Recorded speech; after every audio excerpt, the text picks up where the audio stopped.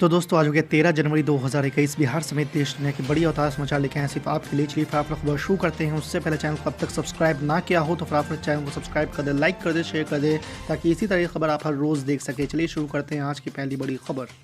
Supreme court ने कृषि कानूनों के लिए बनाई गई कमेटी से कहा है कि वो 10 दिन के भीतर दिल्ली में अपनी पहली बैठक करेगी। सुप्रीम कोर्ट ने गठित कमेटी से पहली बैठक से 2 महीने के भीतर अपनी सिफारिशें सौंपने को कहा है। अदालत ने कहा है कि नए कृषि कानूनों के तहत किसी भी किसान को उसकी संपत्ति से बेदखल या वंचित नहीं किया जाएगा। साथ में कोर्ट ने कृषि कानूनों के खिलाफ शांतिपूर्वक और बिना किसी अप्रिय घटना के आंदोलन चलाने को लेकर किसानों की सराहना की है। कोर्ट ने कहा कि कृषि कानूनों के अमल पर रोक लगाने से किसान संगठन अपने सदस्यों को अपनी आजीविका पर लौटने के लिए समझाएंगे। आपको बता दें कि नए कृषि कानून के वजूद में आने से पहले लागू न्यूनतम समर्थन मूल्य की व्यवस्था अगले आदेश तक बहाल रहेगी। आपको बता दें कि सुप्रीम कोर्ट ने मंगलवार को तीनों कृषि कानूनों पर मोदी सरकार को झटका देते हुए रोक लगाने का आदेश दिया। इसके साथ ही सरकार ने एक कमेटी का भी गठन किया जो कि कोर्ट को कानूनों को लेकर रिपोर्ट देगी।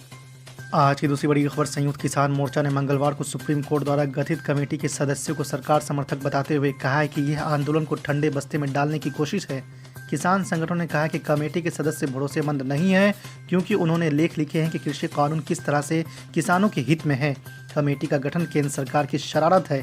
किसान नेताओं ने ऐलान किया कि वो अपना आंदोलन खत्म नहीं करेंगे और इसे जारी रखेंगे। आपको बता दें किसान नेता बलबीर सिंह ने संवाददाता सम्मेलन में कहा, हम किसी भी कमेटी के सामने उपस्थित नहीं होंगे। हमारा आंदोलन तीनों कृषि कानूनों के खिलाफ है। हमने सुप्रीम कोर्ट से कमेटी बनाने का कभी अनुरोध नहीं किया और इसके पीछे सरकार का हाथ है। किसान संगठनों ने कहा कि सुप्रीम कोर्ट अपने आप ही कृषि कानूनों को रद्द कर सकता है। किसान नेताओं ने कहा कि कमेटी में शामिल लोगों के जरिए सरकार ये चाहती है कि कानून रद्द ना हो। वहीं 26 जनवरी का कार्यक्रम अपने तय समय के अनुसार होगा, वो शांतिपूर्ण होगा और उसके बाद भी आंदोलन जारी रहेगा। आज की तीसरी बड़ी खबर। केंद्र सरकार के तीनों कृषि कानूनों के खिलाफ चल रहे किसानों के आंदोलन और सुप्रीम कोर्ट के आदेश के बाद हरियाणा के मुख्यमंत्री मनोहर लाल खट्टर ने मंगलवार को केंद्रीय गृह मंत्री अमित शाह से मुलाकात की। उनके साथ राज्य के डिप्टी सीएम दुष्यंत चौटाला भी मौजूद थे। बैठक के बाद चौटाला ने कहा कि हरियाणा सरकार को कोई खतरा नहीं है और पूरी तरह से सुरक्षित है। वहीं मनोहर लाल खट्टर ने भी कहा कि हरियाणा सरकार अपना 5 साल का कार्यकाल पूरा करेगी। अमित शाह की बैठक के बाद मुख्यमंत्री मनोहर लाल खट्टर ने कहा कि हरियाणा किसान आंदोलन का केंद्र है, इसलिए राज्य में कानून व्यवस्था और सुरक्षा की स्थिति पर चर्चा की। उन्होंने कहा कि आज सुप्रीम कोर्ट ने कानूनों पर रोक लगाकर कमेटी का गठन कर दिया है। इन सब के बारे में भी चर्चा हुई है।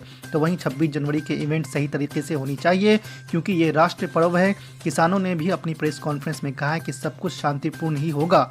मुझे उम्मीद है कि वो अपने आंदोलन को खत्म कर देंगे और वापस घर चले जाएंगे। साथ ही मनोहर लाल खट्टर ने आगे कहा कि राज्य में राजनीतिक स्थिति ठीक है, विपक्ष और मीडिया द्वारा की जा रही अटकलें निराधार है। आज की चौथी बड़ी खबर। पश्चिम बंगाल में विधानसभा चुनाव से पहले राजनीतिक घमासान तेज हो गया है। बीजेपी के सत्तारूढ़ तृणमूल कांग्रेस पार्टी में सेंधमारी के बाद अब टीएमसी ने पलटवार की तैयारी की है। पश्चिम बंगाल के खाद्य और आपूर्ति मंत्री ने दावा किया है कि बीजेपी के 6 से 7 सांसद टीएमसी के संपर्क में हैं। उन्होंने कहा है कि जल्दी भारतीय जनता पार्टी के ये सांसद ममता दीदी के शरण में आकर तृणमूल कांग्रेस की सदस्यता ग्रहण करेंगे। आपको बता दें कि स्वामी विवेकानंद की जयंती के मौके पर मंगलवार को नॉर्थ 24 परगना जिले में हावड़ा में हुए एक समारोह में खाद्य और आपूर्ति मंत्री ने कहा कि बीजेपी के 6 से 7 सांसद जल्द ही टीएमसी में शामिल होंगे। उन्होंने दावा किया कि बीजेपी में गए कई लोग वापसी के लिए टीएमसी से सिफारिश कर रहे हैं, लेकिन आखिरी फैसला पार्टी प्रमुख ममता दीदी के हाथ में है। उनकी हाँ पर ही आगे का कदम उठाया जाएगा। आज की 5वीं बड़ी खबर। ऑल इंडिया मजलिस इत्तेहादुल मुस्लिमीन के राष्ट्रीय अध्यक्ष और हैदराबाद से सांसद असदुद्दीन अवैसी मंगलवार को पूर्व यूपी के दौरे पर पहुंचे। अपने इस यात्रा से उन्होंने अगले साल होने वाले विधानसभा चुनाव का बिगुल भी फूंक दिया है। वैसे तो असदुद्दीन अवैसी पूर्वांचल के 4 जिलों में गए, लेकिन उनका मुख्य कार्यक्रम सपा अध्यक्ष अखिलेश यादव के संसदीय क्षेत्र आजमगढ़ में था।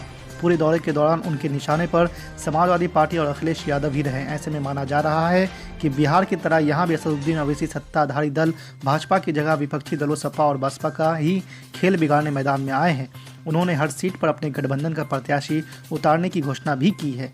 असदुद्दीन अवैसी ने यूपी में सुहेलदेव भारतीय समाज पार्टी के साथ मिलकर भागीदारी संकल्प मोर्चा में गठबंधन के साथ चुनाव लड़ने का फैसला किया है। दौरे के दौरान उनके साथ सुभाषपा के अध्यक्ष ओम प्रकाश राजभर भी साथ साथ रहे। असदुद्दीन ओवैसी ने अपनी दौरे की शुरुआत प्रधानमंत्री नरेंद्र मोदी के संसदीय क्षेत्र वाराणसी से की। असदुद्दीन ओवैसी ने समाजवादी पार्टी के लिए कहा है कि वो केवल अब फेसबुक और ट्विटर पर ही नजर आते हैं। साथ ही उन्होंने कहा है कि 2022 के विधानसभा चुनाव में हम सारे विकल्प खुले रखेंगे, बातचीत के हिसाब से सीट का बंटवारा कर चुनाव लड़ेंगे। कहा है कि आजमगढ़ से यूपी विधानसभा चुनाव का हमने बिगुल फूंका है, अब हम प्रदेश के कोने कोने में जाकर अपना प्रचार करेंगे। आज की छठी बड़ी खबर, पीस पार्टी के नेता शादाब चौहान ने किसान आंदोलन को लेकर मोदी सरकार पर तंज कसा है।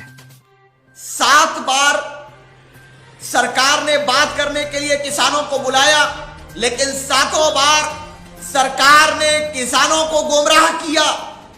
7 बार सरकार ने यह चाहा कि मैं इन किसानों के इस संगठन को तोड़ दूं, इनको मैं बर्बाद कर दूं। लेकिन मैं सलाम करता हूं तमाम किसानों को, मैं सलाम करता हूं तमाम मेरी मां और बहनों को जो 4 डिग्री टेम्परेचर में बारिश के दौरान, वो तमाम बुजुर्ग जो वहां पर चिल्ला बॉर्डर पर, सिंगू बॉर्डर पर और गाजीपुर बॉर्डर पर पूरी दिल्ली को ब्लॉक कर बैठे अपने अधिकारों के लिए, मैं उन सबको सलाम करता हूं। पूरा हिंदुस्तान आपके जज्बे को सलाम करता है। और जिन लोगों ने अपनी जान की कुर्बानी दी, हम उनको शहीद मानते हैं। सरकार को अगर मुकदमा करना है तो करे हम पर मुकदमा। जिन लोगों ने किसान आंदोलन के दौरान अपनी जान दी है, हम उनको शहीद मानते हैं। उन्होंने काले कानून के खिलाफ लड़ते हुए जान की कुर्बानी दी, हम उनको शहीद मानते हैं। जो चाहे टीकरी बॉर्डर पर भी अभी जानकारी मिली। लेकिन आज का सुप्रीम कोर्ट का फैसला, जिस पर हमें होशियार रहना होगा, और मेरा लाइव आने का मकसद यही है कि आप पूरी तरह से इस वीडियो को फैला दीजिए। एक एक किसान के बेटे तक इस वीडियो को पहुंचा दीजिए। एक एक हमारे उन तमाम किसान आंदोलनकारियों तक पहुंचा दीजिए। आज सुप्रीम कोर्ट का जो फैसला आया है वो किसान आंदोलन को कमजोर करेगा, हमारा मानना यह है। मैं सुप्रीम कोर्ट के फैसले से डिसएग्री करता हूं, जो मेरा संवैधानिक अधिकार है, इसलिए डिसएग्री करता हूं। अब ये जान लीजिए कि सुप्रीम कोर्ट के फैसले के पीछे क्या है और सरकारी वकील ने क्या दलील दी है। वहां पर कहा है कि किसान आंदोलन में खालिस्तानी है। क्या बताइए, जो निहंग सिख हैं, जो सिखों के अजीम ग्रुप कहलाता है, क्या वो खालिस्तानी है? क्या जो 50 से ज्यादा लोग अपनी जान को कुर्बान कर दिए वो खालिस्तानी हैं? क्या गाजीपुर बॉर्डर पर जो किसान 4 डिग्री टेम्परेचर में ठंड में बैठा है, सिंगू बॉर्डर पर, टिकरी बॉर्डर पर, चिल्ला बॉर्डर पर, क्या वो खालिस्तानी है? मैं पूछना चाहता हूं उस अहंकारी सरकार से, जवाब देना पड़ेगा आपको। और आपके चमचे जो धर्म की राजनीति करके मुद्दे भटकाते हैं, उनकी दुकान को बंद करना पड़ेगा। यह सवाल किसानों का है, सभी मुद्दे हमारे लिए बाद में हैं। कौन ऐसा है मुझे बताओ जो बिना अन्न के जिंदा रहता है?